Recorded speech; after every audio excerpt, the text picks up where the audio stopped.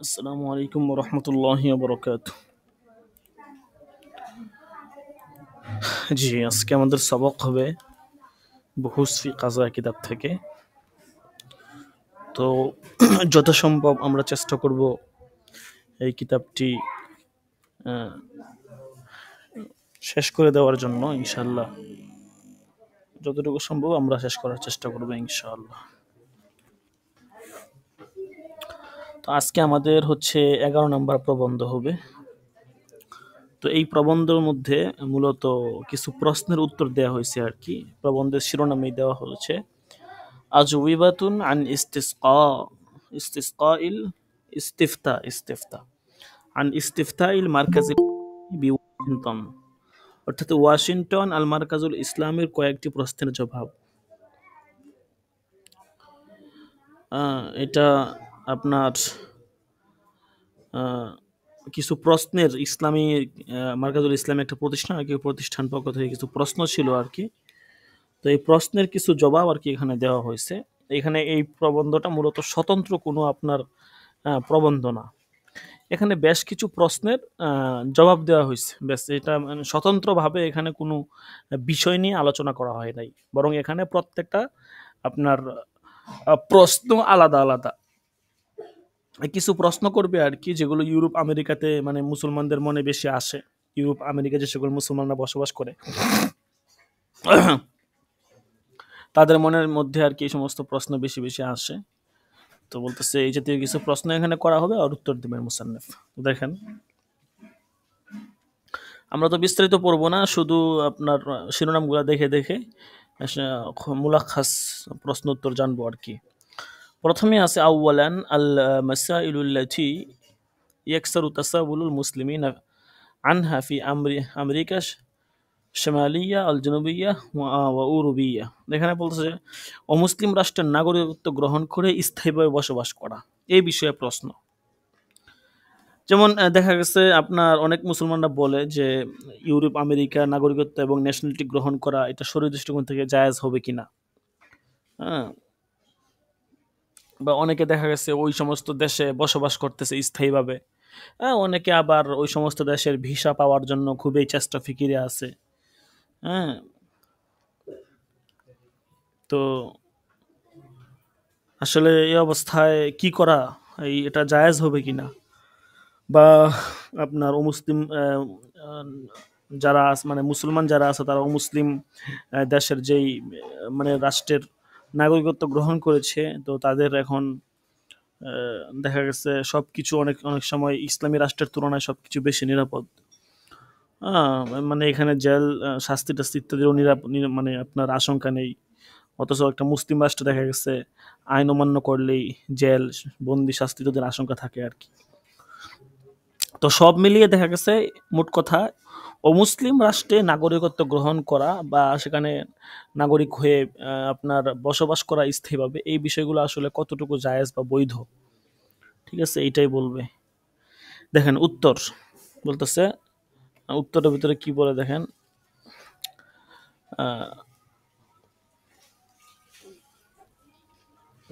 লিউলাদাতিল আবনাই বলতেছে যে আপনার কোনো অমুসলিম রাষ্ট্রে মানে স্থায়ীভাবে বসবাস করা, সে দেশের ন্যাশনালিটি বা নাগরিকত্ব গ্রহণ করা এবং সে দেশের নাগরিকদের সমান আবাসন সুযোগ এবং সমান নাগরিক সুবিধা গ্রহণ করে স্বতন্ত্রভাবে নিজের আবাসস্থল গড়ে তোলা এমন একটি বিষয় যার হুকুম স্থানকাল পাত্রভেদে এবং বসবাসকারীর উদ্দেশ্য এবং চিন্তাধারার ভিন্নতার কারণে বিভিন্ন রকম হতে পারে। মানে ব্যাপকভাবে এখানে উনি হুকুমটা দিতে চাচ্ছেন না। উনি এখানে আপনার বলতেছেন যে এটা পরিস্থিতির উপর ডিপেন্ড করে এবং পরিবেশের উপর ডিপেন্ড করে হুকুমটা ভিন্ন ভিন্ন হয়। তো কয়েকটা দিক বলছেন। প্রথমে একটা দিক বলতেছেন যে যদি কোনো মুসলমানের উপর স্বদেশে কোনো অন্যায় অভিযোগ অপরাধ ছাড়াই অত্যাচার নির্যাতন চালানো হয়, বেআইনিভাবে তাকে কারাগারে বন্দি করে রাখা হয় অথবা তার স্থাবর অস্থাবর সম্পত্তি বাজেয়াপ্ত করে নেওয়া হয়, তো বলতেছে এই অবস্থায় কোনো মুসলিম রাষ্ট্রে আশ্রয় গ্রহণ ছাড়া দেখা গেছে এসব জুলুম থেকে রেহাই পাওয়াটাও কিনা সম্ভব না। তাহলে বলতেছে এই অবস্থায় ওই ব্যক্তির জন্য মুসলিম রাষ্ট্রে বসবাস করা, সেই দেশের নাগরিকত্ব গ্রহণ করে সেখানে অবস্থান করে এটা নিঃসন্দেহে জায়েজ আছে। তবে শর্ত হচ্ছে তাকে এ ব্যাপারে নিশ্চিত হতে হবে যে সেখানে গিয়ে তার জীবন চলার পথে ধর্মীয় অনুষ্ঠান পুরোপুরি সে মেনে চলতে পারবে। সেখানকার প্রচলিত যাবতীয় যত মন্দ কাজ আছে এগুলো থেকে নিজেকে বাঁচিয়ে রাখতে পারবে আর কি। তো এটার দলিল হিসাবে উনি মুসান্নেফ আনছেন যে আমরা যদি ইসলামের প্রাথমিক যুগে তাকাই তো সেখানে দেখতে পাই যে সাহাবায়ে কেরাম দেখা গেছে মক্কার কুরাইশরা যখন তাদেরকে নির্যাতন নিপীড়ন করতেছিল তখন সাহাবায়ে কেরাম হাবশায় হিজরত করেছিলেন। তো হাবশায় তো ওই সময়টাতে কাফেরদের রাজত্ব ছিল, অর্থাৎ সেটা অমুসলিম রাষ্ট্র ছিল। তো সাহাবায়ে কেরাম সেখানে হিজরত করেছেন, এমনকি রাসূল সাল্লাল্লাহু আলাইহি ওয়াসাল্লাম মদিনায় হিজরত করে যাওয়ার পরেও কোনো কোনো সাহাবী সেখানে অবস্থান করেছিলেন। হ্যাঁ, তো দেখা গেছে যেহেতু ওখানে তারা নিরাপদ ছিলেন এবং মক্কায় তাদের জুলুম নির্যাতন ধর্মীয় বিধিবিধান পালন করতে পারতেছিলেন না, তো সেই জন্য এটা কি আছে, কোনো সমস্যা নাই, জায়েজ আছে। বুঝতে পারছেন? এই হচ্ছে বিষয় আর কি। আচ্ছা, এরপর এটা হচ্ছে প্রথম আর কি একটা সূরত। এরপর 2 নাম্বার বলতেছে যে যদি কোনো অর্থনৈতিকভাবে চরম প্রচেষ্টার পরেও যদি নিজের মুসলিম রাষ্ট্রে জীবিকা নির্বাহের কোনো সুযোগ তার সৃষ্টি না হয়, এমনকি এখানে সে এক মুঠো খাবারেরও এরকম যদি অবস্থা হয়, তো এই অবস্থায় যদি অমুসলিম রাষ্ট্রে তার বৈধ চাকরির ব্যবস্থা আর এই সুযোগে যদি সে অমুসলিম দেশে বসবাস করে তাহলে হ্যাঁ, এই শর্তটা তার দিন সে ঠিক রাখতে পারবে, এই শর্তের সাথে সেখানে আর কি। কারণ হচ্ছে অন্যান্য ফরজ সমূহের মধ্যে হালাল উপার্জনও এটা একটা অন্যতম ফরজ। তো এই জন্য শরীয়ত এটার কোন জায়গা বা সীমা নির্ধারণ করে দেয়নি। এই জন্য হালাল উপার্জন ব্যাপকভাবে আপনি করতে পারবেন, তবে শর্ত একটাই, শর্ত হচ্ছে যে যেখান থেকে বা যে সেক্টর থেকে আপনি উপার্জন করবেন বৈধ সেক্টর, হালাল সেক্টর হতে হবে।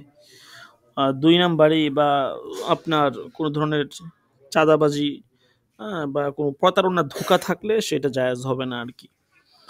তো দ্বিতীয় সূরতটা বলছে অর্থনৈতিক আর কি, অর্থনৈতিকভাবে যারা সমস্যার মধ্যে পড়ে। আচ্ছা, এই হচ্ছে 2 নাম্বার সূরত অবস্থান করার। 3 নাম্বার হচ্ছে যদি কোনো ব্যক্তি কোনো মুসলিম রাষ্ট্রে মানে এই নিয়তে বসবাস করে, সেই দেশে অবস্থানরত মুসলিম সম্প্রদায়ের কাছে ইসলামের দাওয়াত পৌঁছাবে, তাদেরকে মুসলমান বানাবে, অথবা সেখানে অবস্থানরত মুসলমানদের দ্বীন ও শরীয়তের সহি তালিম দিবে। বলতেছে এই নিয়তেও সেখানে বসবাস করা জায়েজ আছে। তবে শর্ত কিন্তু একটাই, যে নিজের দিন এবং নিজের আমল ঠিক থাকা লাগবে। এখন মনে করেন আমি আপনি দেখা গেছে নিয়ত করছি যাবো বা আমরা থাকতেছি, কিন্তু আমার নিজের আমল দিন ঠিক নাই, দেখা গেছে অন্যান্যদের সাথে মিশে আমি নিজেও তাদের মতো হয়ে গেছি, তাদের কৃষ্টি কালচার গ্রহণ করছি, তো বলতেছে এই অবস্থা জায়েজ নাই। এখানে সুস্পষ্ট ভাষায় বলতেছে যে শর্ত একটাই, যে নিজের দিন ঠিক রাখতে হবে যাই করি না কোনো। সবগুলোর সাথে একটা শর্ত কিন্তু অবশ্যই আছে। এই ছিল 3 নাম্বার সূরত। 4 নাম্বার সূরত বলতেছে যদি নিজ দেশে কোনো ব্যক্তি মানে এই পরিমাণ জীবিকার বন্দোবস্ত থাকে যার মাধ্যমে সে সেই শহরের অবস্থানরত অন্যান্য মানুষের জীবন চলার মান অনুযায়ী সে চলতে সক্ষম হয়, কিন্তু তারপরেও শুধু জীবন চলার মান আরও উন্নত করার উদ্দেশ্যে সম্পদ বৃদ্ধি এবং আরাম আয়াস ও ভোগবিলাস জীবনযাপনের লক্ষ্যেও মুসলিম রাষ্ট্রে হিজরত করে, তাহলে তার এই হিজরত মাকরুহের আওতাভুক্ত হবে, এটাতে কোনো কি নাই, সন্দেহ নাই। কেননা কোনরূপ ধর্মীয় বা পার্থিব প্রয়োজন ছাড়া সেই রাষ্ট্রে বসবাস তাদের প্রচলিত অবসংস্কৃতির স্রোতে নিজেকে ভাসিয়ে দেওয়ার মতোই হবে আর কি। তো বিনা প্রয়োজনে নিজের ধর্ম ছেড়ে তাদের আখলাক চরিত্র গ্রহণ করা বা তাদের আখলাক চরিত্রের দিকে ধাবিত হওয়া, তাদের এরকম কৃষ্টি কালচার গ্রহণ করার পথকে খুলে দেওয়া, বলতেছে এইটা হচ্ছে অনেকটা খারাপ কাজ হবে আর কি। এই জন্য এটা করা যাবে না। বুঝতে পারছেন? তো এই 4 সূরত। 5 নম্বর সূরত হচ্ছে যে কোনো ব্যক্তি যদি আপনার মানে সমাজে আর কি সম্মানিত হওয়ার আকাঙ্ক্ষা কিংবা অন্য কোনো মুসলমানের উপর নিজের বরত্ব বা শ্রেষ্ঠত্ব জাহের করার জন্য মুসলিম রাষ্ট্রে বসবাস করা কিংবা দারুল কুফরের নাগরিকত্ব এবং সেখানের যেই মানে তাদের যেই পার্থিব জীবনযাপন সেগুলো পছন্দ করে এবং সেখানে থাকতে চায়, বলতেছে এটা স্পষ্ট হারাম হবে আর কি। আগেরটা ছিল মাকরু, এটা হইতেছে হারাম। ঠিক আছে? হ্যাঁ, হ্যাঁ।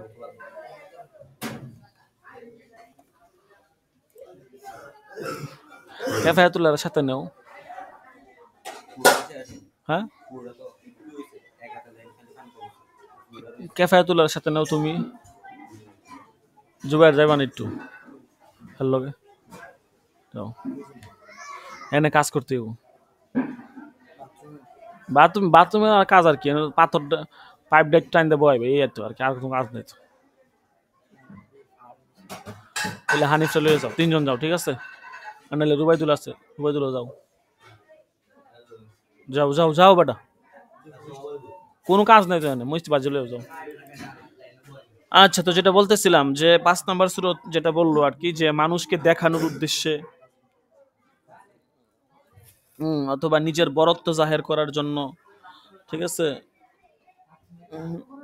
দেখা গেছে নিজের আপনার মানুষের সামনে নিজের বরত্ব প্রকাশের জন্য, তো এটা হচ্ছে সম্পূর্ণ হারাম হবে আর কি, এই উদ্দেশ্যে যদি কেউ বসবাস করতে চায়। তো এই 5টা সূরত বললো যে অমুসলিম রাষ্ট্রে বসবাস করা, এই 5টা সূরত এখানে বললো। হ্যাঁ, তো এই সমস্ত সূরতগুলো ভালো করে খেয়াল রাখতে হবে আর কি, যেন এগুলো কোনোভাবেই আপনার এগুলো নিজের মধ্যে চলে না আসে, বুঝতে পারছেন।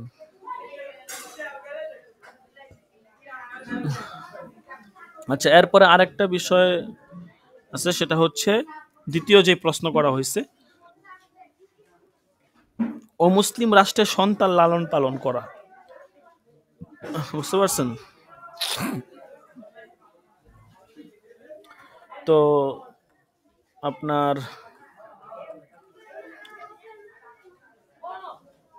প্রথমটা তো ছিল মুসলিম রাষ্ট্রের নাগরিকত্ব নিয়ে সেখানে বসবাস করার কি হুকুম। হ্যাঁ, তো দ্বিতীয় বিষয়টা বল যে অমুসলিম রাষ্ট্রে আপনার সেখানে আপনার নিজের সন্তান প্রতিপালন করা, হ্যাঁ, সন্তানদের নিয়ে থাকা, এটা আসলে কি হুকুম, বুঝতে পারছেন, এটা বলতেছে আর কি।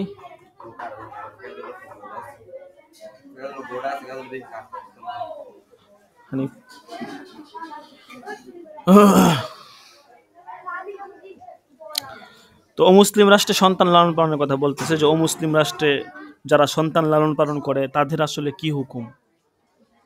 হ্যাঁ, তো এটা আসলে ব্যাপকভাবে উত্তরটা দেওয়া হয় নাই, মুসান্নেফ একটু এজমালি ভাবে আর কি উত্তরটা দিচ্ছেন, যে উনি বলতেছেন যে অমুসলিম রাষ্ট্রে সন্তান লালন পালন করা, হ্যাঁ, তো এবং সেখানকার যে অবস্থা, সেখানকার যে পরিবেশ, তো সেখানে সেই পরিবেশে থেকে সন্তানদের ইসলাহ করা, তাদের তরবিয়ত দেওয়া, এটা আসলে খুবই একটা কঠিন এবং একটা মারাত্মক নাজুক বিষয় আর কি।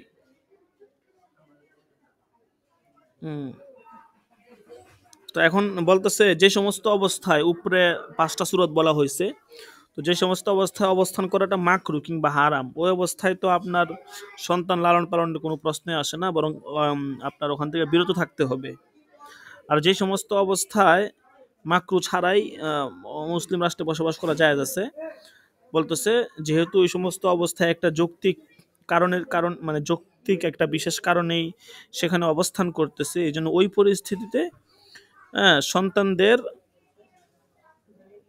মানে তরবিয়তের দিকে লক্ষ্য রেখে সেখানে আপনার বসবাস করার একটা অবস্থান তৈরি করা আর কি, মানে মুসলমান বাসিন্দাদের সাথে সেখানে মিলামেশা করা, তাদের সাথে উঠা বসা করা, এবং মানে এমন একটা পরিবেশ কায়েম করা যেখানে মানে মুসলিমদের একটা মিলন মেলা হয় আর কি, এখানে অমুসলিমদের তাদের দখলদারিত্ব যেন না থাকে, বা অমুসলিমদের সাথে উঠা বসা, তাদের সাথে যেন এরকম ভাবে মিলামেশা না হয়, বুঝতে পারছেন।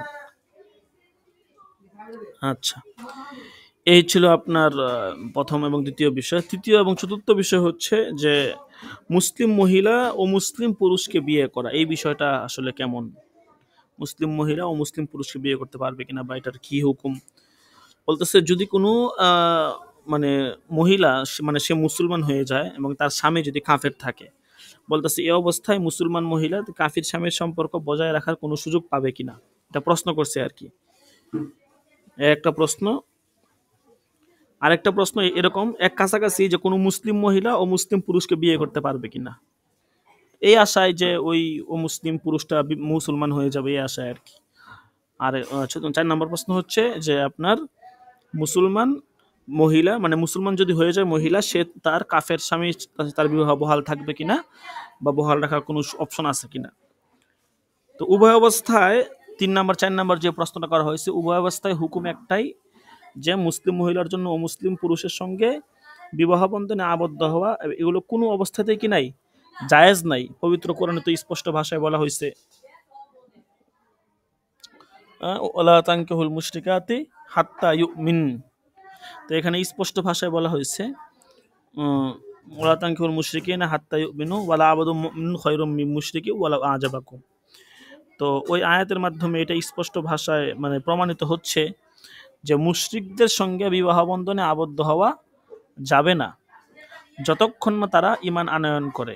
ঠিক আছে, যদি ঈমান আনয়ন করে তখন তাদের সাথে বিবাহ বন্ধনে আবদ্ধ হওয়া বা ইত্যাদি বিষয়ের প্রশ্ন আসে আর কি, অন্যথা এটা কোনো অবস্থাতে কি নাই, জায়েজ নাই।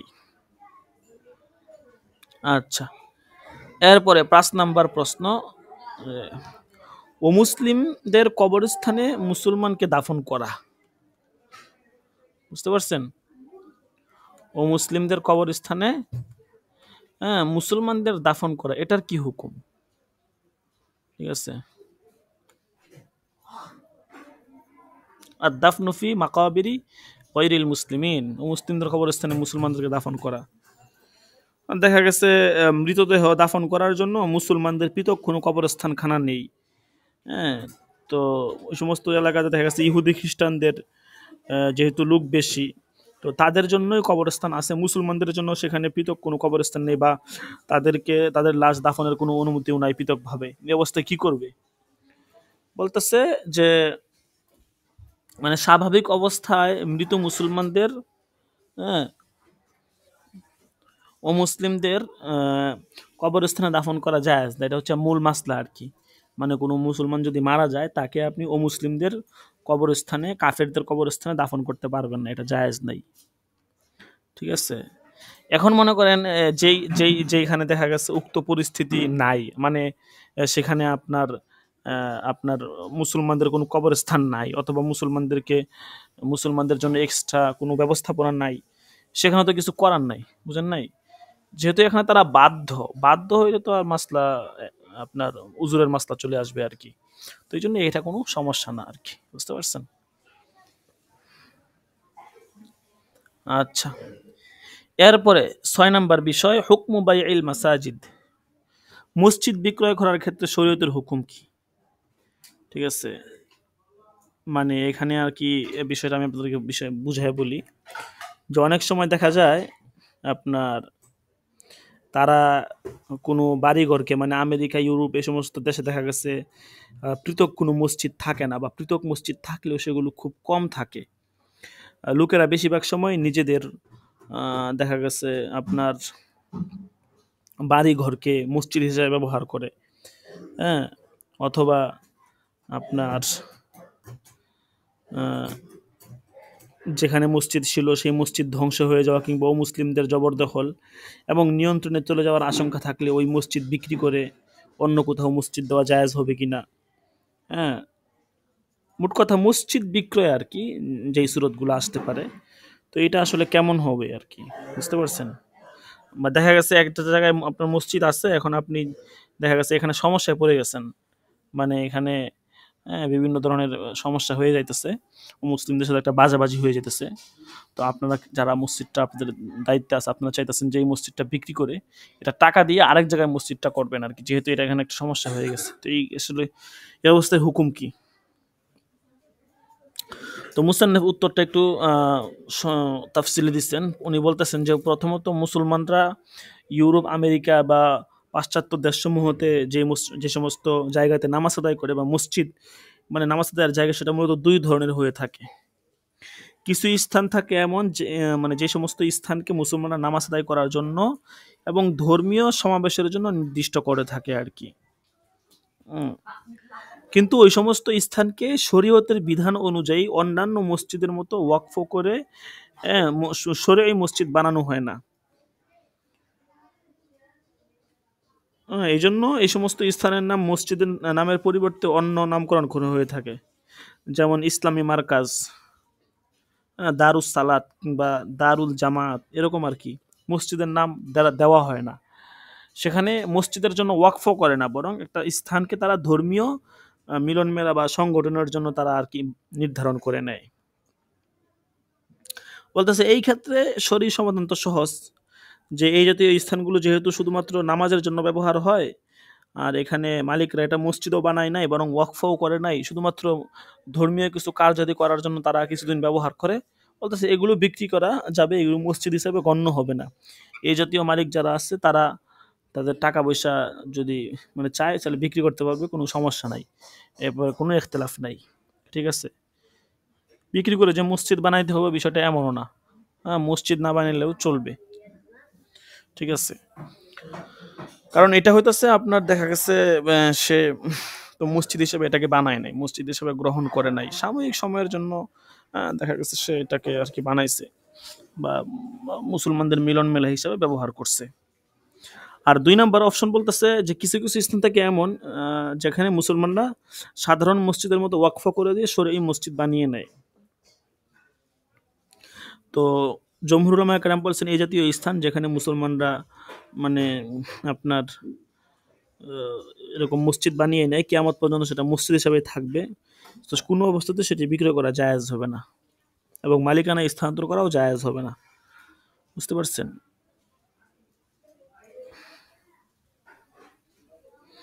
যেমন অনেক শাফি মাযহাবের এক কিতাবের ভিতরে আছে যে মসজিদ যদি ধ্বংস হয়ে যায় এবং পুনরায় সংস্কার করা সম্ভব না হয়, অথবা সেই বস্তু উজাড় করে মানে সেই মসজিদ বিধ্বস্ত হয়ে যাওয়ার কোনো সম্ভাবনা থাকে, তারপরেও মানে কোনো অবস্থাতেই মোট কথা মালিকানা চেঞ্জ করা যাবে না, ব্যাস।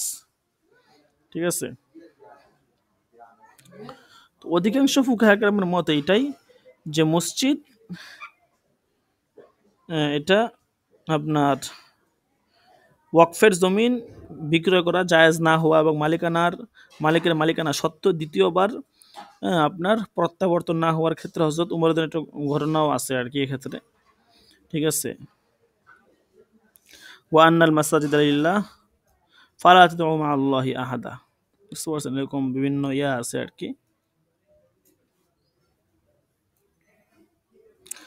তো মোট কথা এইটা যে যেই স্থানটা মনে করেন আপনার মসজিদ সেটা নির্দিষ্ট ওয়াকফ টকফ করা হয়ে গেছে, ওই স্থান কখনো বিক্রি করে অন্য স্থানে মসজিদ নির্মাণ করা জায়েজ নাই, এটা হচ্ছে চূড়ান্ত মাসলা। বুঝতে পারছেন?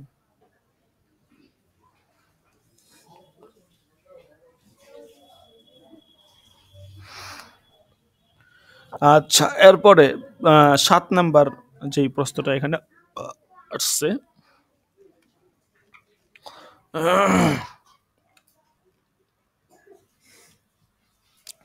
সফরুল মারআ বিগয়রি মাহরাম, মাহরাম ছাড়া সফর করা, মহিলাদের জন্য মাহরাম ছাড়া সফর করা এটা আসলে কতটুকু জায়েজ বা কি, বা এটা আসলে বৈধতাটা কি, মানে অর্থ উপার্জনের জন্য বা শিক্ষা দীক্ষা লাভ করার জন্য মাহরাম ছাড়া সফর করার বিধানটা কি। তো একটা হাদিস এখানে মুসান্নিফ নিয়ে আসছেন, হাদিসে বলা হয়েছে লা তুসাফিরুল মারআতু ফাওকা সালাসিন ইল্লা ওয়া মাআহা যাওজুহা আও যু রাহিমিন মুহরামিন মিনহা, যে কোনো মহিলা 3 দিনের মানে দূরত্বে আর কি, অর্থাৎ 48 মাইলের অধিক সফর করবে না, তবে তার সাথে যদি স্বামী থাকে বা অন্য কোনো মাহরাম পুরুষ থাকে তাহলে সফর করতে পারবে। তো এই জন্য আপনার মহিলার জন্য সাধারণ নিয়ম হচ্ছে যে এরকম সফর করা জায়েজ নেই।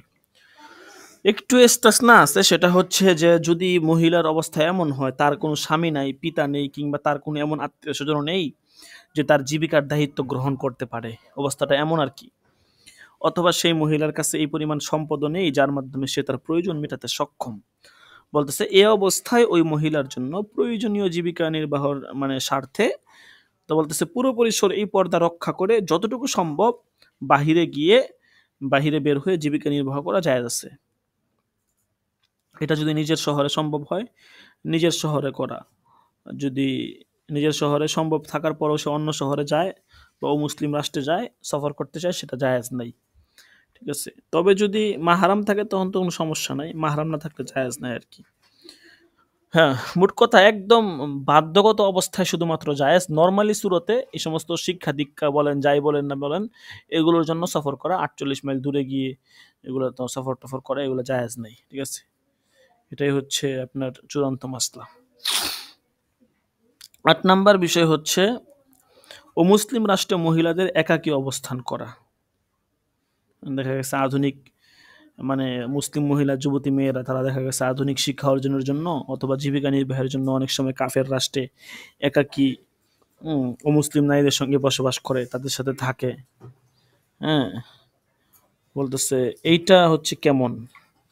তো এটা তো আগেই বলা হয়েছে যে একজন মুসলিম মহিলার জন্য অর্থ উপার্জন কিংবা শিক্ষা অর্জনের জন্য মাহরাম পুরুষ ছাড়া একাকী ও মুসলিম দেশে সফর করা জায়েজ নাই। আগের উত্তরটাই আর কি। অবশ্যই যদি তার পরিস্থিতি এমন হয় যে তার কেউ নাই বা তার পরিস্থিতি এমন যে তাকে দেখার মতো কেউ নাই, তাকে কেউ সাহায্য করবে না, তার নিজেরটা নিজেই দেখতে হবে, তখন হচ্ছে ভিন্ন মাসলা আর কি, একদম অপারগতার সময়। ঠিক আছে? এরপর ৯ নাম্বার হচ্ছে অমুসলিম দেশে কাজের প্রয়োজনে হাত মুখ খোলা রাখার বিধান কি? ঠিক আছে?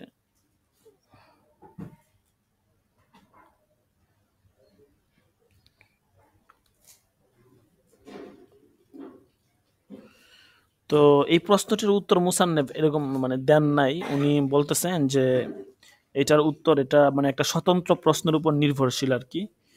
মানে মুখ এটা পর্দার অন্তর্ভুক্ত কিনা, পর্দার বিধানের অন্তর্ভুক্ত কিনা, তো এবং হাতের তালু এগুলো পর্দার বিধানের অন্তর্ভুক্ত কিনা, মূলত এই প্রেক্ষাপটে আর কি এই প্রশ্নটা আসবে আর কি। মুসান্নফ যদিও বলেন না, বাকি এখানে মূল মাসলাটা হচ্ছে এটা যে আপনার আহ, যদি কাজটা এমন হয় বা উজুরের হালতে তো আপনার জায়েজ আছে, উজুরের হালত ছাড়া নর্মালি আপনার শুধুমাত্র হাত খোলা প্রয়োজন থাকলে মুখ খোলা কোনোভাবেই জায়েজ নেই। আর যদি উজুরের হালত হয় তখন জায়েজ আছে, কিন্তু হচ্ছে যথাসম্ভব আপনার সেখান থেকে সেই চাকরিটা বাদ দিয়ে অন্য চাকরিতে জয়েন হতে হবে আর কি। বুঝতে পারছেন? এই হচ্ছে বিষয়। আচ্ছা, এরপরে ১০ নাম্বার আর ১১ নাম্বার প্রশ্ন একসাথে নিয়ে আসছে যে মদ এবং শুকুরের গোস্ত বেচা কেনা হয়, এই জাতীয় হোটেলে চাকরি বাকরি করা এটা আসলে কেমন? দেখা গেছে অনেক অমুসলিম রাষ্ট্রে হ্যাঁ, মুসলমানরা ভ্রমণ করে বা জীবিকার জন্য তারা ওখানে সফর করে। তাদের পিতামাতা আছে, তাদের সেখানে পাঠিয়ে থাকে। তারা বিভিন্ন হোটেলে, বিভিন্ন রেস্তোরাঁয়, হাসপাতালে, হ্যাঁ, বিভিন্ন জায়গায় তারা কাজ নেয়। তো অনেকে দোকান নেয়, অনেকে হোটেলে কাজ করে। তো এরকমভাবে যারা হোটেলে কাজ করে, অনেক হোটেল এরকম থাকে যেখানে হচ্ছে আপনার মদ ইত্যাদি ইত্যাদি এগুলো বিভিন্ন ধরনের মানে শুকুরে বেচা কিনা হয়। এ জাতীয় হোটেলে চাকরি করাটা জায়েজ কিনা? প্রথম প্রশ্ন, ১০ নম্বর আর কি। আর ১১ নম্বর হচ্ছে আপনার অমুসলিম মানে মুসলিম দেশের অমুসলিমদের জন্য বা অমুসলিম রাষ্ট্রে রফতানির জন্য মদ, শুকুর এবং মদ জাতীয় এবং কাজ, হ্যাঁ, এবং তার ক্রয় বিক্রয় বৈধ কিনা? মানে আপনিও মুসলিম রাষ্ট্রে আছেন বা আপনি মুসলিম রাষ্ট্রে আছেন, তো আপনার মুসলিম রাষ্ট্রে যে সমস্ত কাফেররা আছে তাদের জন্য মানে মদ, শুকুর এগুলো ইম্পোর্ট করা মানে এগুলোকে আমদানি করা, রফতানি করা এগুলো জায়েজ কিনা? দুইটা প্রশ্ন একসাথে করছে আর কি, ১০-১১। তো বলতেছে উত্তর হচ্ছে যে একজন মুসলমানের জন্য অমুসলিমের হোটেলে চাকরি করা জায়েজ আছে, প্রথম কথা এটা।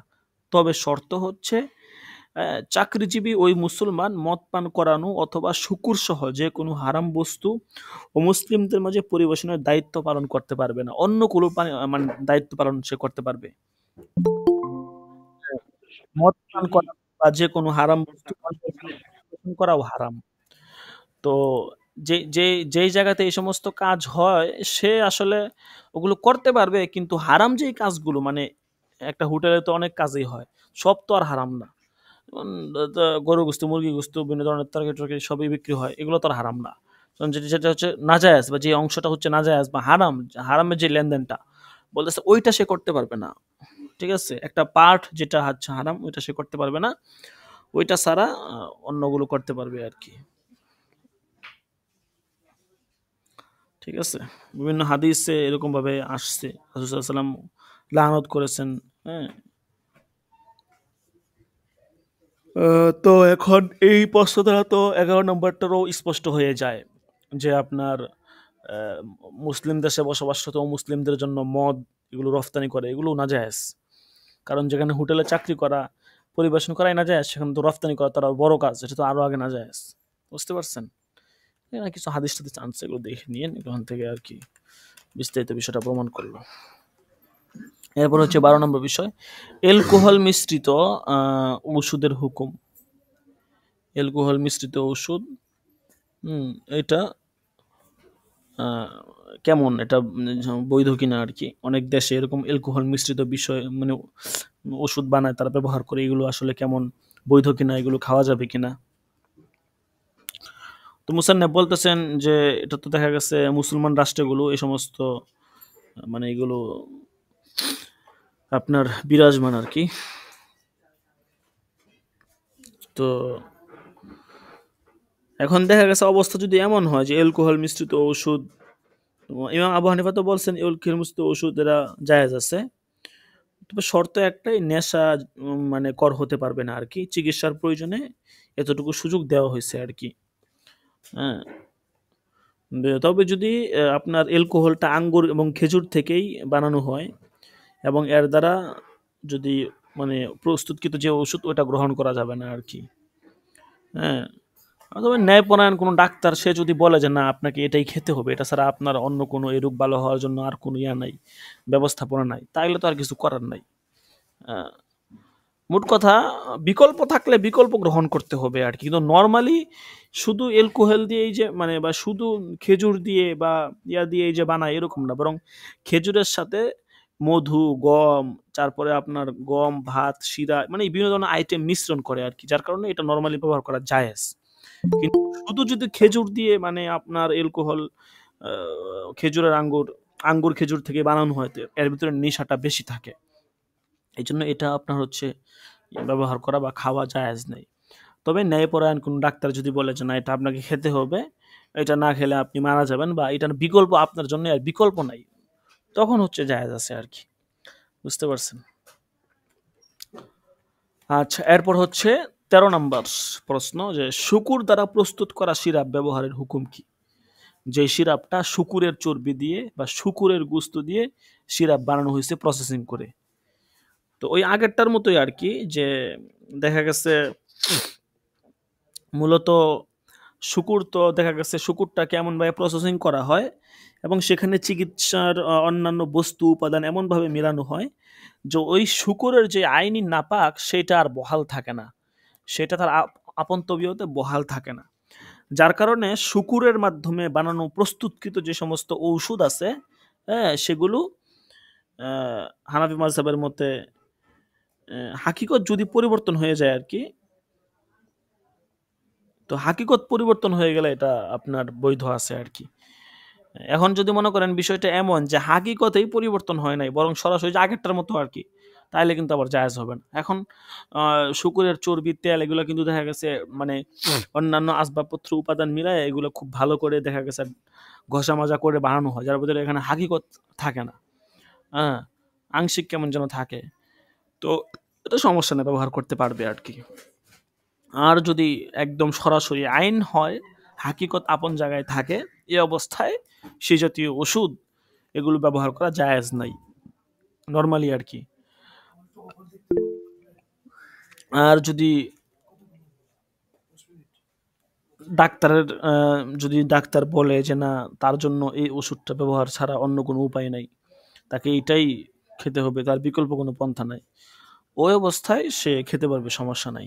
ঠিক আছে, কারণ তার তো এখন বাঁচতে হবে, এই জন্য শুকুর হোক আর যেটাই হোক, সে খেয়ে তার জীবনটা আর কি কোনো রকম বাঁচাবে। আচ্ছা, এরপর 14 নাম্বার হচ্ছে মসজিদে বিয়ে শাদী উৎসব করা, এটা কেমন? তো এটা তো মানে পাশ্চাত্য দেশে হয় আর কি।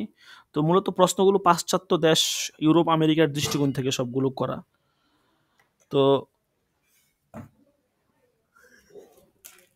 এটা বলছে যে পাশ্চাত্য দেশে এগুলো হয়, তো বলছে এটা কোনো সমস্যা না, এটা আরো ভালো, বরং এটা হাদিস দ্বারাও প্রমাণিত আর কি। ঠিক আছে, হাদিস দ্বারাও এটা প্রমাণিত, এটা তো কোনো কি নাই, সমস্যা নাই, বরং সুন্নত এটা। আচ্ছা, এরপরে হচ্ছে 15 নম্বর, খ্রিস্টান নাম রাখা।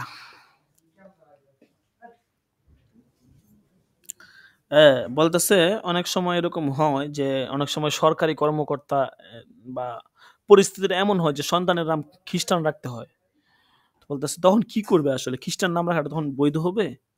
বলতেছে পরিস্থিতি যদি এমন হয় যে খ্রিস্টান নাম রাখার জন্য বা ইহুদিদের নাম রাখার জন্য আপনাদেরকে মানে বাধ্য করা হয় বা পরিস্থিতি হচ্ছে বাধ্যবাধকতার পরিস্থিতি। প্রশ্নটা কিন্তু মূলত বাধ্যবাধকতার অবস্থায় আরকি। নরমাল প্রশ্ন তার প্রশ্ন আসে না। আ তখন হচ্ছে এমন সব নাম রাখা যেগুলো মুসলমান এবং খ্রিস্টান উভয় ধর্মেই প্রচলন আছে এবং উভয় ধর্মের লোকেরাই ব্যবহার করে। যেমন ইসহাক, দাউদ, সুলাইমান, হ্যাঁ? মারিয়াম, লুবনা, রাহিল, সাফুরা এই জাতীয় নাম আরকি। তো এই নামগুলো হচ্ছে মুসলমানদের মধ্যে যেমন নাকি আপনার প্রচলন আছে, অনুরূপভাবে খ্রিস্টানদের মধ্যেও এই নামগুলোর প্রচলন আছে। এজন্য উভয় শ্রেণী যেহেতুর মধ্যে প্রচলন আছে মুসলমান খ্রিস্টানদের মধ্যে তারা ব্যবহার করতে পারবে এই জাতীয় নাম ব্যবহার করা আরকি। ডাইরেক্ট শুধুমাত্র খ্রিস্টানদের জন্য যে সমস্ত নাম মজা করা হয়েছে সেগুলো ব্যবহার থেকে বিরত থাকা। জি। এরপর ১৬ নাম্বার বিচ্ছেদের নিয়ত গোপন রেখে বিয়ে করা। এই জাতীয় একটা প্রশ্ন আমরা আগে পড়ছিলাম। তো এটা আসলে মানে যেহেতু কিছু এখানে মুসান্নেফ ২ টা বিষয় বলছে। ১ নম্বর হচ্ছে যেটাকে মুতা বিয়ে বলা হয় বা সাময়িক বিয়ে একই কথা আরকি। বা এখানে কিছু পদ্ধতিও বলছে। যেই পদ্ধতিই বলুক, যেটাই বলুক সবগুলো এখানে নাজায়েজ। যে আপনার আ দেখা গেছে বিচ্ছেদের নিয়ত থাকে মনের ভিতরে গোপন রেখে বিয়ে করা অথবা সরাসরি মুতা বিবাহ করা। হুম? বলতেছে এগুলো জায়েজ নাই। ঠিক আছে? সাময়িক করা, সাময়িক সময়ের জন্য বিয়ে করা। ঠিক আছে? বা এটা প্রকাশ না করলেও এটা বিয়ে তো হয়ে যাবে কিন্তু এটা আরকি নাজায়েজ হবে আরকি। কারণ আপনার মনের ভিতরে যদি ভিন্ন নিয়ত থাকে সেটার কারণে বিয়ে হয়ে যাবে কিন্তু প্রকাশ্যভাবে তো জায়েজই নাই। মনে করেন প্রকাশ্য আ আ মুতা বিয়ে যেটা আরকি প্রকাশ্যভাবে যে তোমাকে আমি ২ মাসের জন্য বিয়ে করলাম এরকম আরকি। তো এটা তো সম্পূর্ণভাবে নাজায়েজ। এটা তো কোনো প্রশ্নই আসে না। আরেকটা হচ্ছে আপনি মনের ভিতরে একটা নিয়তটা গোপন রাখছেন, কারো জানান নাই। তখন তো বিয়ে হয়ে যাবে কোনো সমস্যা নাই। কিন্তু এই যে আপনার মনের ভিতরে একটা ২ নাম্বারি নিয়ত এটার কারণে কিন্তু আপনি গুনাহগার হবেন এবং এর দ্বারা কিন্তু আপনার হচ্ছে আপনার জবাবদিহিতা করতে হবে আরকি। ঠিক আছে? ২ টা বিষয় আরকি। কারণ মনের নিয়ত তো ধর্তব্য না। কারণ আপনাকে তো আপনি মনে করেন যে আ কিছু মাল মসলা মা কিনছেন, ঠিক আছে? মাল সামানা কিনছেন এগুলো দিয়ে আপনি মানে ব্যবসার নিয়তে কিনছেন আরকি। ঠিক আছে? এখন ব্যবসার নিয়তে কিনছেন। এখন এগুলো যদি ব্যবসা না করেন, তাইলে তো জাকাতের মাসলা এখানে আসে না। ব্যবসার নিয়তে কিনলেই তো হবে না, ব্যবসায় লাগাইতে হবে। তো এরকম আরকি। যে মনে, মনে নিয়ত করে রাখলেই হবে না। বরং বাস্তবে এটা আসতে হবে। কিন্তু যদি আপনি আগেই বলে দেন যে ২ মাস ৩ মাসের জন্য তাইলে কিন্তু এটা আবার নাজায়েজ হয়ে যাবে। আর যদি মনে, মনে কেউ নিয়ত রাখে তখন এটা হচ্ছে গুনাহগার হবে এবং যখন সেটা করবে তখন সে শাস্তি তাকে ভোগ করতে হবে আরকি। জবাবদিহিতার আওতায় সে চলে যাবে আরকি। এরপর হচ্ছে ১৭ নাম্বার প্রশ্ন যে ব্রু প্লাক করে এবং পারফিউম ব্যবহার করে মহিলাদের সেজেগুজে চাকরিস্থলে যাওয়া। আ তো এটা তো স্পষ্টই যে ব্রু প্লাক করা বা পারফিউম ব্যবহার করা মহিলাদের জন্য সেজেগুজে চাকরিস্থলে যাওয়া। আ আপনার বিভিন্ন ধরনের ডিজাইনের রং-বেরঙের বুরকা পরা এগুলো সম্পূর্ণভাবে হারাম, এগুলো জায়েজ নাই। বরং জীবিকা নির্বাহের জন্য ইসলাম নারীকে যতটুকু অনুমতি দিয়েছে ততটুকু এমনভাবে করা যেন এই জাতীয় কোনো কিছুই প্রকাশ না পায়। ঠিক আছে? সে মানে যেটা কেমন যেন বুঝাতে হবে সে বাধ্য হয়ে এই কাজটা করতেছে এরকম আরকি। সে যদি এটাকে তার মানে হচ্ছে ভোগবিলাসিতার বা শাহাওয়াতের পূরণের একটা মাধ্যম মনে করে যে আমি বাহিরে যাবো, চলাফেরা করবো, রিল্যাক্সে থাকবো, তাইলে তো এটা হইল না। ঠিক আছে? আচ্ছা এরপরে হচ্ছে ১৮ নাম্বার প্রশ্ন যে পরপুরুষের সঙ্গে মহিলাদের মুসাফা করার হুকুম কি? তো এটা তো আপনারা জানেনই যে কোনো অবস্থাতেই মহিলাদের জন্য অপরিচিত বেগানা পুরুষ যারা আছে, বেগানা মাহারাম সমস্যা নাই। তো অপরিচিত বেগানা পুরুষদের সাথে হাত মিলানো, মুসাফা করা, কোলাকুলি করা এগুলো সম্পূর্ণ নাজায়েজ। এগুলো কোনোভাবেই জায়েজ হতে পারে না। এরপর ১৯ নাম্বার হচ্ছে ইস্তেজারুল কানাইসি লিইকামাতিস সলাত মানে নামাজ আদায়ের জন্য গির্জা নেওয়া আরকি। গির্জা ভাড়া নেওয়া। এটা হুকুম কি আরকি? অনেক সময় দেখা গেছে জুমার নামাজ বা বিভিন্ন নামাজের জন্য, অনুষ্ঠানের জন্য গির্জা ভাড়া নেওয়া হয়ে থাকে। হ্যাঁ? তো ওই সমস্ত গির্জার ভিতরে দেখা গেছে আপনার উম অ্যা খ্রিস্টানদের ফটো, মূর্তি এবং অন্যান্য অশ্লীল অনেক বিষয় থাকে। তো এই সমস্ত ভাড়া নিয়ে তারা তো মনে করেন এগুলো আর সরাইতে পারে না।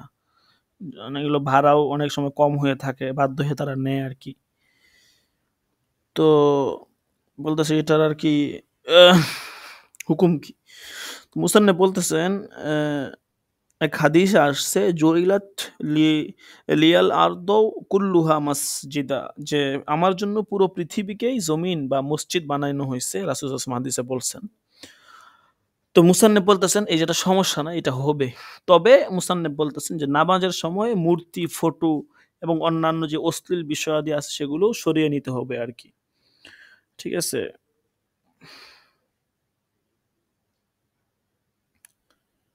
তবে একান্তই যদি সেগুলো সরাইতে না পারে তাইলে তো সেখানে নামাজ পড়বে না, বরং সেখান থেকে বের হয়ে আসবে।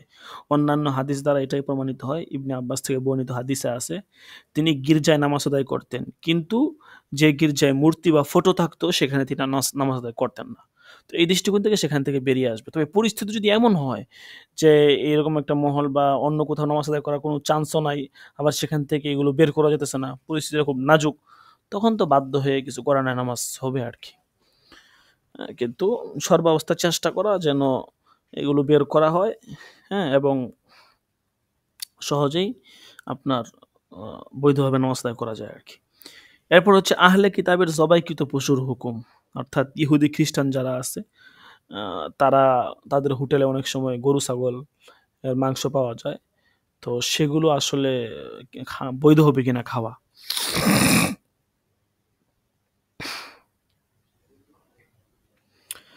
বলতেছে এখানে আসলে জবাইকারী আহলে কিতাব হলেই যে তাদেরটা খাওয়া যাবে বিষয়টা কিন্তু এমন না। এখানে মূল বিষয় হচ্ছে বিসমিল্লাহ বলা এবং শরীয়ত পদ্ধতিতে জবাই করা। তো বলতেছে যারা আহলে কিতাব বা খ্রিস্টান আছে তারা যদি শরীয়ত পদ্ধতি অবলম্বন করে বিসমিল্লাহ বলে শরীয়তের যে নিয়ম আছে ওই নিয়ম ফলো করে যদি জবাই করে তাহলে খাওয়া যাবে, কোনো সমস্যা নাই। এখন এই জন্য অমুসলিম হোটেলগুলোতে, শুধু অমুসলিম না, হোটেলগুলোতে দেখা গেছে যে সমস্ত মাংস পাকানো হয়, আমাদের ফরিদাবাদের আব্দুল কুদ্দুস সাহেব হুজুর প্রায়ই বলতেন যে তোমরা হোটেলে যাও, হোটেল থেকে খাবার খাও, কিন্তু কখনোই তোমরা গোস্ত খাবে না। মানে মাছ মাছ খাবে বা মাছ অথবা ভর্তা জাতীয় শাক এগুলো খাবে, কখনোই গোস্ত, গরুর গোস্ত, মুরগির গোস্ত, খাসির গোস্ত এগুলো খাবে না। প্রায় সময় এগুলো বলতেন আর কি। উদ্দেশ্য একটাই ছিল যে কিভাবে জবাই করা হইতেছে, এটা হালাল কিনা, কতটুকু বৈধতা আছে বা কি, এটা কিন্তু আমরা জানি না। এই জন্য এহতিয়াত করাটাই উত্তম আর কি। ঠিক আছে, এটা মুসলিম হোক একই কথা। অমুসলিম সে যদি পবিত্রভাবে জবাই করে তাহলে তো কোনো সমস্যা নাই। ঠিক আছে, জবাই তো হালাল হয়ে যাবে। এমন তো না যে সে অমুসলিম দেখে তার জবাইটা হালাল হবে না। আর সে যদি কোনো বৈধ পদ্ধতি অবলম্বন করে অবশ্যই হালাল হবে এটা। আচ্ছা, যাই হোক, এরপর হচ্ছে 21 নাম্বার, যে শরীয়তের দৃষ্টিতে মানে কোনো খারাপ কাজ বা যেটা হচ্ছে কাজটা ভালো না বেশি এই জাতীয় কাজে উৎসবে অংশগ্রহণ করা কেমন আর কি। হ্যাঁ, হুজুরুল মুনাসাবাতিল্লাতি ফিহা মুনকারাতু মিনান নাহিয়াত শারঈয়্যাহ। মানে দেখা গেছে ইউরোপ আমেরিকার দেশে এরকম অনেক আপনার মিলন মেলা অনুষ্ঠান হয় যেখানে মুসলমানদেরকে আমন্ত্রণ জানানো হয়। তো এই সমস্ত অনুষ্ঠানে পুরুষ মহিলা সবাই একসাথে একত্রিত হয়। হ্যাঁ, শরাব, খাওয়া দাওয়া, পার্টি পর্ব বিভিন্ন কিছু এখানে হয়ে থাকে। ডিজে গান, কনসার্ট সবকিছুই সেখানে চলতে থাকে উড়াদুরা।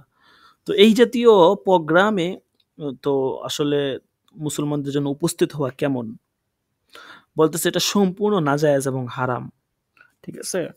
অমুসলিমদের প্রোগ্রামে বা যেসব আসরে আপনার মদ, শূকরের গোশত এরকম পরিবেশন করা হয়, পুরুষ মহিলাদের একসাথে আনন্দ ফুর্তি, নাচ গান, তাদের মধ্যে আপনার বিভিন্ন অঙ্গভঙ্গি দেখানো হয়।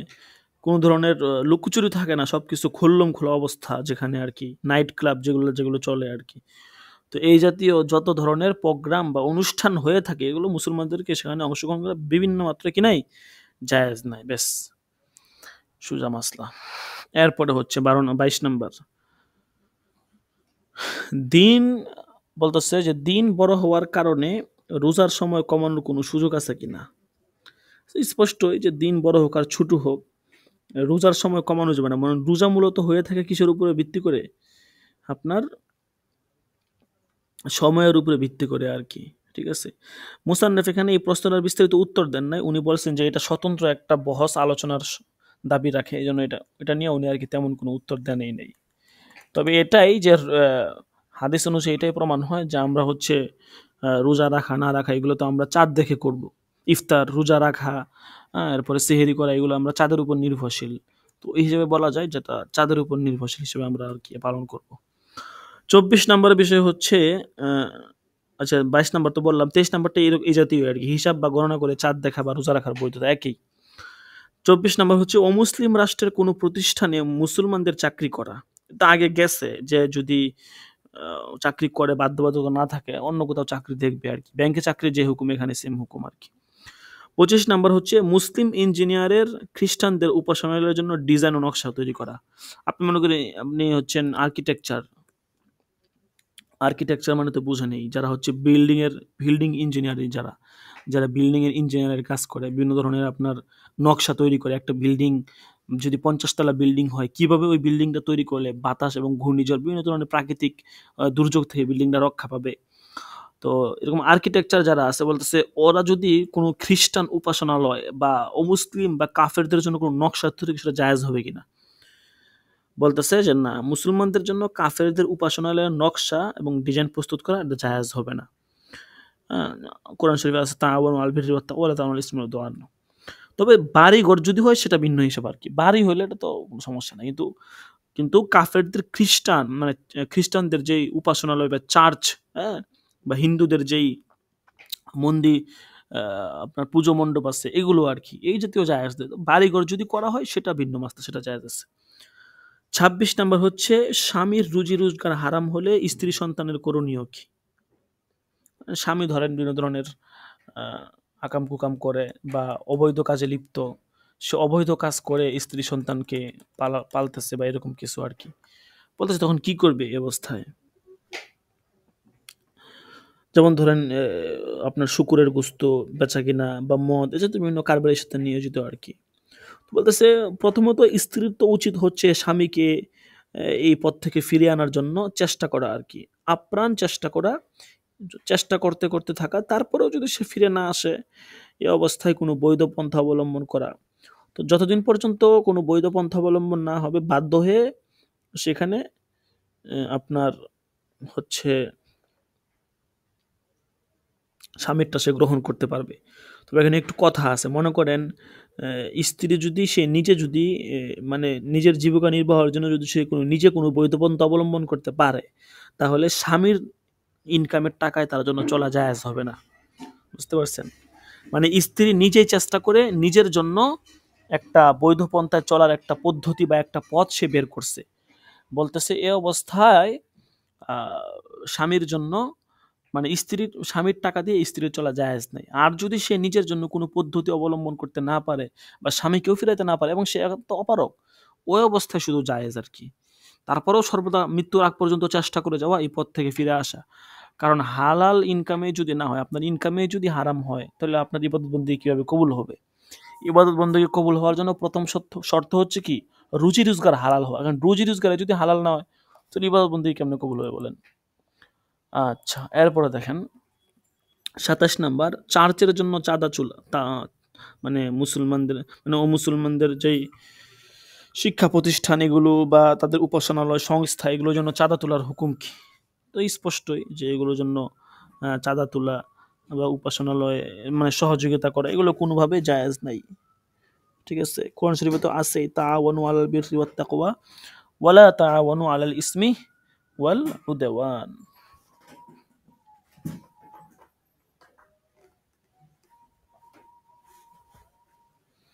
আচ্ছা, এরপর হচ্ছে 28 নাম্বার ব্যাংকের মাধ্যমে আসবাবপত্র ইত্যাদি কিনা, এটার হুকুম কি। ব্যাংকের মাধ্যমে আসবাবপত্র কিনা, দেখা গেছে আপনি একটা বাড়িঘর করছেন, এখন ব্যাংকের মাধ্যমে আপনি আসবাবপত্র কিনতে চাচ্ছেন, এগুলো জায়েজ কিনা। বলতেছে যে ব্যাংকের মাধ্যমে আসবাবপত্র কেনার তো কিছু সুরত আছে। তো বিভিন্ন জিনিস বন্ধক রেখে ঋণের উপর নির্দিষ্ট হারে সুদ নিয়ে মূলত এখানে প্রশ্ন করা হয়েছে।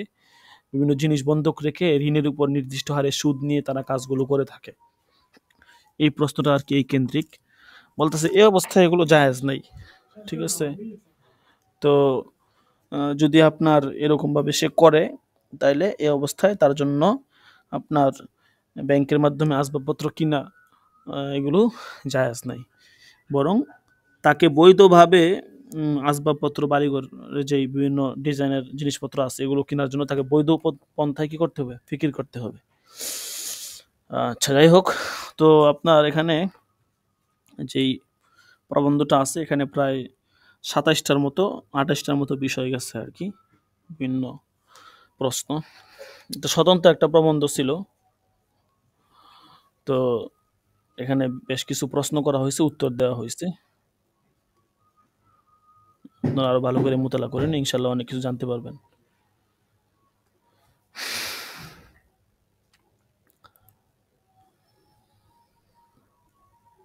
আচ্ছা, হাজিরা ডাকা হয়, হাজিরাটা দিয়ে দেন।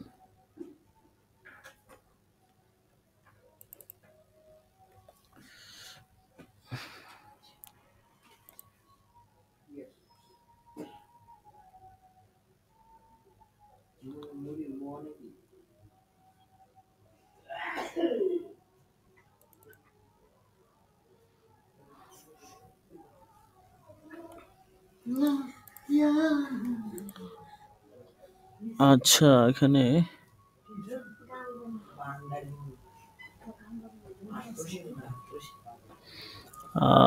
আপনাদের ইয়াটা ওদের শীটটা কোথায়?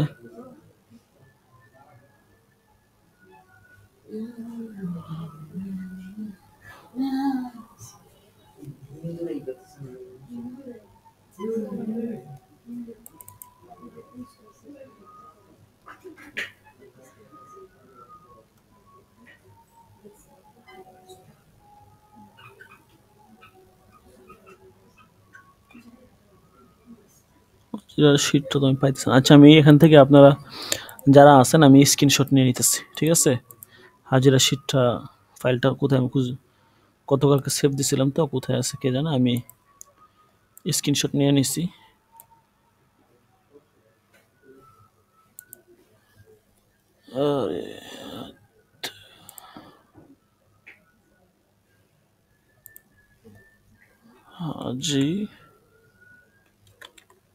হাজিরা, ঠিক আছে, আজকে এ পর্যন্তই। সকলে ভালো থাকবেন, জাযাকুমুল্লাহ। আমি স্ক্রিনশট নিয়ে নিচ্ছি, ইনশাল্লাহ আপনার হাজিরা হয়ে যাবে যারা ছিলেন। আগামীকাল ইনশাল্লাহ ক্লাস হবে, সকলেই থাকবো ইনশাআল্লাহ। জাযাকুমুল্লাহ। আসসালামু আলাইকুম ওয়া রাহমাতুল্লাহি ওয়া বারাকাতুহু। ওয়ালাইকুম আসসালাম ওয়া রাহমাতুল্লাহি ওয়া বারাকাতুহু।